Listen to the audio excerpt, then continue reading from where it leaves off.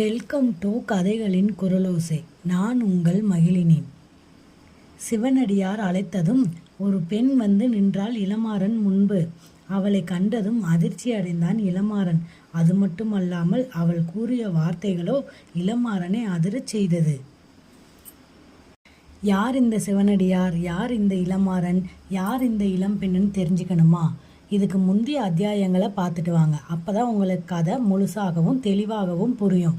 சரி, இப்போ நம்ம கதைக்குள்ளே போகலாமா? மோகன் அவர்கள் எழுதிய பாண்டி நாட்டு பைங்கிளிகள் எனும் ஒரு வரலாற்று கற்பனை கதை தான் பார்க்க போகிறோம். அத்தியாயம் 4, கயல்விழி.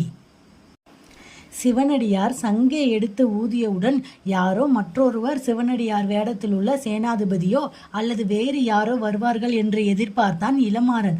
ஆனால் வந்து நின்றதோ ஒரு இளம்பெண்.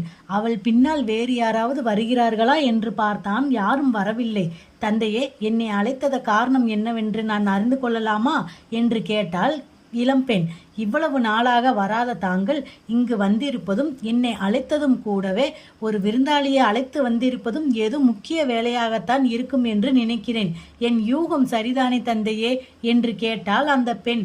அந்த பெண்ணை பார்த்ததிலிருந்து அதிர்ந்து போய் நின்றிருந்தான் இளமாறன். அவள் குரலை கேட்டவுடன் இவள் பேசினாளா, தேனை குலைத்து வார்த்தைகளில் சொரிந்தாளா என்று வியந்து போய் நின்றான் இளமாறன். அவள் அழகு அவனை மயக்கி அடித்தது. அவள் அணிந்திருந்த எளிய ஆடை அவள் அழகை மேலும் மெருகூட்டி காட்டியது. நீண்ட கருங்கூந்தல் இடையை விட்டு கீழிறங்கி தரையை தொட்டு விடுவோம் என்று எச்சரித்து கொண்டிருந்தது. அவள் விழிகளோ வேலுக்கும் வாளுக்கும் உவமை கூற முடியாமல் வேறு ஏதேனும் கூர்மையான ஆயுதம் இருக்க முடியுமா என்று வியக்க வைத்தது. படபடக்கும் அவள் இமைகள் எந்த அச்சத்தையும் துரத்து விடும் உறுதியில் இருந்தது. கூறிய அழகிய நாசிகளும் நாங்கள் கூர்மையாக தயாராக இருக்கிறோம் என்று கூறியது. இதழ்கள் உறுதியாக இணைந்திருந்தாலும் உத்தரவிடும் தோணியே அதில் தெரிந்தது. நீண்ட கழுத்தும் அதில் தொங்கிய ஒற்றை முத்துமாலையும் ஒன்றுக்கொன்று உறவாய் இருக்குமோ என்று எண்ண தோன்றியது. அந்த முத்துமாலை முடிந்த இடமோ இளமாறனை வேதனையில் ஆழ்த்தியது. எவ்வளவு உரிமையோடு அந்த முத்துமாலை அவள் பருக எழில்களை தொட்டு கொண்டு ஆடியது. அவள் எழில்கள் விம்மி விம்மி எழும்போது அவள் மேலாடையும் முத்துமாலையும் ஜோடியாக நாட்டியமாடும் நங்கையை நினைவூட்டியது. மெலிந்த அவள் இடையோ என்னை எடுத்துக்கொள் என்பதை போல் மன்மத அழைப்பு விடுத்தது. சரேல் என்று இறங்கிய அவள் கால்கள் இரண்டும் உறுதியாக தரையில் பதிந்திருந்ததில் ஒரு கம்பீரம் தெரிந்தது. மொத்தத்தில் இவள் ஒரு சாதாரண பெண்ணாக இருக்க மாட்டாள் என்ற முடிவிற்கு வந்தான் இளமாறன். தந்தையே, நம் விருந்தாளி பெண்களை பார்த்ததே இல்லை போல் தெரிகிறதே, இப்படி சிலையை போல் நிற்கிறார் என்று கேட்டால் அந்த பெண். கயல்விழி என்று அழைத்தார் சிவனடியார். கயல்விழியா? அழகான விழியை கொண்டவளுக்கு பொருத்தமான பெயர்தான் என்று அப்போதும் வியந்தான் இளமாறன். தந்தையே, நாம் தான் பேசிக்கொண்டிருக்கிறோம். இவரை பற்றி எதுவும் தெரியவில்லையே என்று கேட்டால் கயல்விழி. ஆமாம் என்ற சுய உணர்வு பெற்றவனான் இளமாறன். ஆனால் அப்போதும் எதுவும் பேச தோன்றாமல் நின்றிருந்தான். கயல்விழி, இவர் பெயர் இளமாறன். இலங்கையிலிருந்து வந்திருக்கிறார். இலங்கையிலிருந்தா? இங்கு இவருக்கு என்ன பணி இருக்கிறது, அதுவும் இந்த மாளிகையில் என்று கேட்டால் கயல்விழி. இருக்கிறது மகளே, இப்படி அமரு, நான் விவரமாக கூறுகிறேன் என்று தன் அருகில் அமர இடம் காட்டினார் சிவனடியார். கயல்விழியோ ஒயிலாக நடந்து வந்து அவர் அருகில் அமர்ந்தாள். மகளே, இலங்கையில் தற்போது சிங்களர் ஆட்சி நடைபெறுகிறது.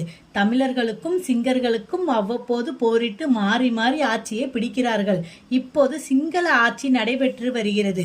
இவர்களை எதிர்த்து அவ்வப்போது தமிழர்கள் போராடி கொண்டுதான் இருக்கிறார்கள்.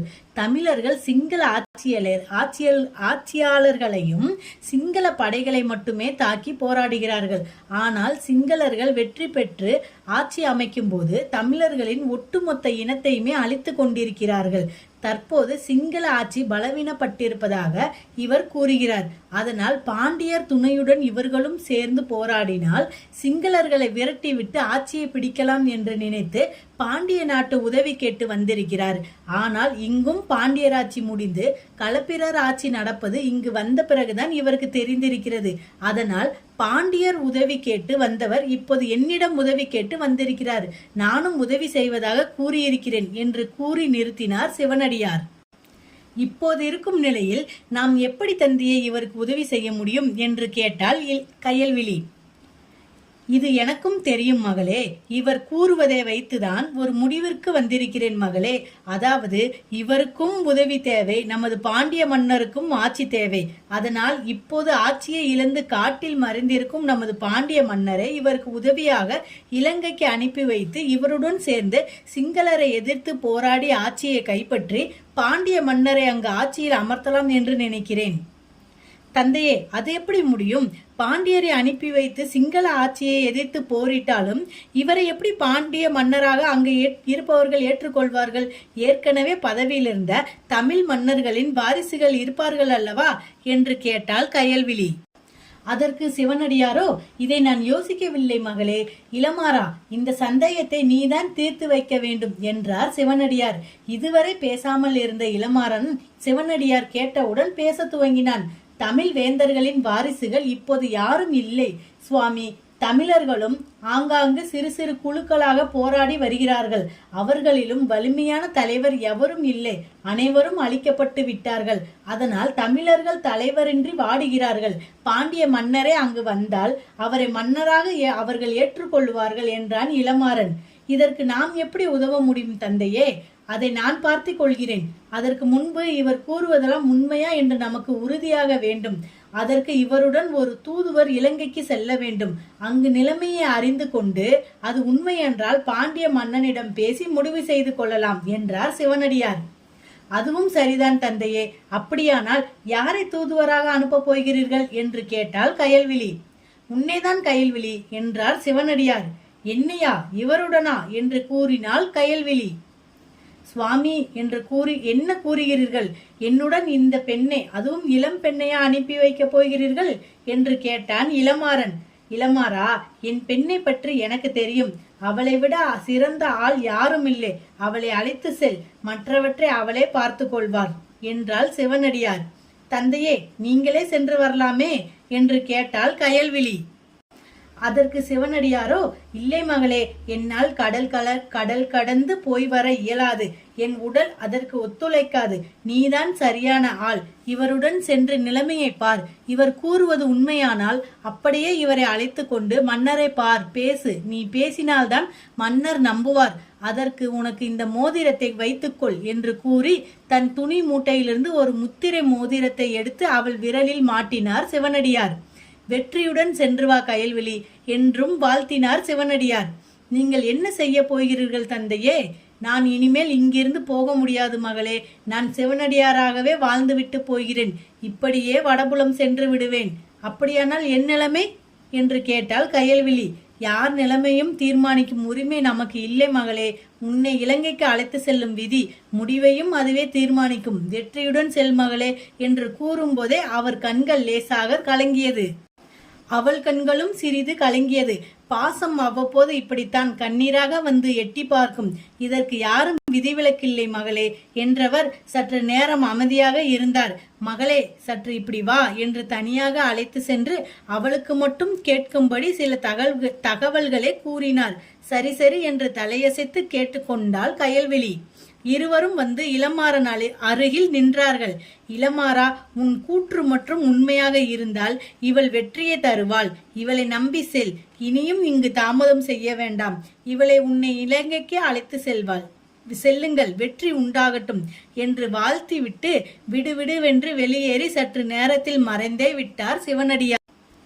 வாருங்கள் போகலாம் என்று கூறி கயல்விழியும் மாளிகையை விட்டு வெளியேறினாள். நடப்பதெல்லாம் உண்மைதானா இல்லை கனவா என்று ஆச்சரியப்பட்டு கொண்டு அவளுடன் நடந்தான் இளமாறன். ஒரு பெரிய படையுடன் இலங்கைக்கு செல்ல வேண்டும் என்று நினைத்து வந்தவன் ஒரு இளம் பெண்ணுடன் மட்டும் தனியாக செல்ல வேண்டிய தன் விதியை நினைத்து கொண்டு அவளுடன் சென்றான். அவள் விடுவிடுவென்று தனக்கு தெரிந்த வழிகளில் நடந்தாள். அவள் வேகத்திற்கு ஈடு கொடுத்து நடந்தான். பெண்ணே என்று அழைத்தான் இளமாறன். என்ன என்பது போல் திரும்பி பார்த்தாள் கயல்விழி. உடனே, என் பெயர் கயல்விழி. என் தந்தை அப்படி அழைத்தது உங்களுக்கு கேட்கவில்லையா என்றும் கேட்டாள். எனக்கு ஒரு சந்தேகம் என்றான் இளமாறன். என்ன சந்தேகம் என்று திரும்பி பார்த்து கேட்டாள் கயல்விழி. உன் தந்தை உன்னிடம் ரகசியமாக ஏதோ கூறினாரே, அது என்னவென்று தெரிந்து கொள்ளலாமா என்று கேட்டான் இளமாறன். அவசியம் தெரிய வேண்டுமா என்று கேட்டாள் கயல்விழி. ஆம் என்றான் இளமாறன். அவனை சற்று உற்று பார்த்தவள், நீங்கள் கூறியது எதுவும் உண்மை இல்லை என்று தெரிந்தால் அங்கேயே உங்களை வெட்டி போடும்படி கூறினார் என்றாள் கயல்விழி.